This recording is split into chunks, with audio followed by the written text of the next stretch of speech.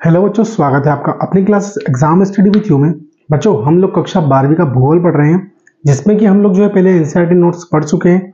आज हम जो है चैप्टर वाइज जो हम लोग की बुक होती है, जो हम लोग की स्कूल वगैरह की, ठीक है, आज हम उसी को चैप्टर वाइज जो डिस्कस करने वाले हैं। जिसमें कि देखो बेटा, मैंने कुछ बेसिक टॉपिक उठाया जहाँ से क्या आपकी एग्जाम में, आपकी बोर्ड एग्जाम है, ठीक है, काफ़ी सारे इंपॉर्टेंट क्वेश्चन बनते हैं और यहीं से आपका चैप्टर जो है पूरा क्लियर होता है। तो ठीक है बेटा, हम लोग जो लेसन पढ़ रहे हैं, हम लोग उसका हमारा आज का नाम होने वाला है, उसका नाम हम लोगों को मानव भूगोल। जो आज का हमारा चैप्टर, उसका नाम क्या होगा बेटा?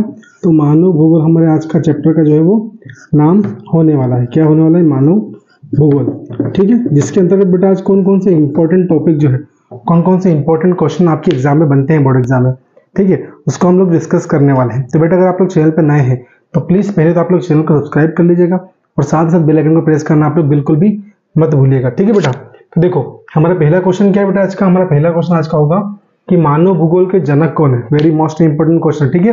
101% ये जो क्वेश्चन है बेटा, ये बोर्ड एग्जाम में आता है। ये आपके प्री बोर्ड एग्जाम हो गया, आपकी हाफ ईयर एग्जाम हो गई, ठीक है, टर्मिनल एग्जाम हो गया, आपकी त्रैमासिक एग्जाम हो गया, आपकी अर्धवार्षिक एग्जाम हो गया, आपकी प्री बोर्ड एग्जाम हो गई आपकी, ठीक है, या फाइनल बोर्ड एग्जाम हो गई, ठीक है, या किसी भी कॉम्पिटिशन एग्जाम की अगर आप लोग तैयारी करते हैं तो उन सभी एग्जाम में क्या है बेटा, ये सारे क्वेश्चन जो है पूछे जाते हैं, ठीक है। नॉर्मल क्वेश्चन है जियोग्राफी से रिलेटेड, जो कि एग्जाम, बोर्ड एग्जाम में काफी बार आते हैं, या अदर एग्जाम में भी, कॉम्पिटिशन एग्जाम में आते हैं।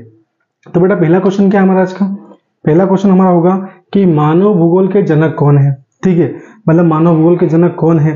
तो मानव भूगोल के जनक हम लोग कौन है भैया? तो रेडजेल है। हमको बताया भैया, रेडजेल ने काफी सारी डेफिनेशन, मतलब परिभाषाएं भी दी है, ठीक है। तो देखो, मानव भूगोल के जनक जो है, अब हम सुनते हैं कि मानव भूगोल के जनक है वो है फ्रेडरिक रेडजेल। कौन है? Friedrich Ratzel. परंतु हम लोग याद करते हैं ओनली रेडजेल। हम लोग क्या रखते हैं कि ओनली रेडजेल जो है वो मानव भूगोल के क्या है? जनक है। परंतु मानव भूगोल के जनक जो है रेडजेल, उनका पूरा नाम क्या है? तो उनका पूरा नाम है फ्रेडरिक रेडजेल। क्या है उनका पूरा नाम में? फ्रेडरिक रेडजेल जो है मानव भूगोल के जनक का पूरा नाम हम लोगों का हो जाएगा। क्या होगा? फ्रेडरिक रेडजेल हो जाएगा बेटा, ठीक है। उसके बाद फिर हम लोग अगला क्वेश्चन देखते हैं कि मानव भूगोल में किसका अध्ययन किया था। अब देखो, मनुष्य जो मानव भूगोल है, ठीक है, उसके अंदर हम लोग अध्ययन किसका करेंगे, इसके बारे में हमको समझना है बेटा। तो मानव भूगोल जो हम लोग का है ना, उसमें हम लोग क्या है, मानव मतलब मनुष्य खुद, यानी कि इंसान, और उसके भौतिक वातावरण मतलब उसके आसपास का इतना भी वातावरण है, जो प्राकृतिक वातावरण है, उन दोनों के बीच जो संबंध है, क्या है उन दोनों के बीच में जो संबंध है, उसका अध्ययन हम लोग कहीं में करते हैं, मानव भूगोल में करते हैं। परंतु सुनिएगा, क्या बोल रहा है कि मानव और उसके भौतिक वातावरण का अध्ययन, ठीक है, मानव भूगोल में किया जाता है, ठीक है। अब मानव भूगोल में जो अध्ययन कर रहे हैं हम लोग, वो मनुष्य और प्रकृति दोनों के बीच में स्थापित हो रहा है। किसके बीच में स्थापित हो रहा है? मनुष्य और वातावरण मतलब प्रकृति दोनों के बीच में स्थापित होने वाला है, ठीक है। तो उसको हम लोग क्या बोलेंगे? मानव भूगोल बोलेंगे। चलो अगला देखते हैं बेटा, अगला क्वेश्चन क्या बोल रहा है? क्वेश्चन नंबर 3 हम लोग का बोल रहा है कि मानव भूगोल की परिभाषा। वेरी इंपॉर्टेंट क्वेश्चन है, ठीक है। लगभग आपकी सभी एग्जाम में क्वेश्चन आया होगा कि मानव भूगोल की परिभाषा कौन सी है, ठीक है। तो क्या बोल रहा है बेटा, समझिएगा। देखो बेटा, कि मानव भूगोल जो है वो अस्थिर पृथ्वी। अब पृथ्वी अस्थिर कैसे होती है? पृथ्वी गोल होती है। कैसी होती है पृथ्वी? पूरी हम लोग की पृथ्वी जो है वो गोल होती है। कैसी होती है? गोल, जो कि अपने अक्ष पे झुकी हुई होती है। से मान लो ये पेन है, ठीक है, अब मान लो ये पृथ्वी हो गई राउंडेड, एक गोल पृथ्वी हो गई। अब ये अपने अक्ष पे झुकी हुई है, ठीक है, समझेगा। क्या बोल रहा है कि मानव भूगोल अस्थिर पृथ्वी और क्रियाशील मानव, मनुष्य जो है दिन प्रतिदिन क्रिया करता रहता है, ठीक है। तो अस्थिर पृथ्वी और क्रियाशील मानव दोनों के बीच परिवर्तनशील संबंधों का अध्ययन है।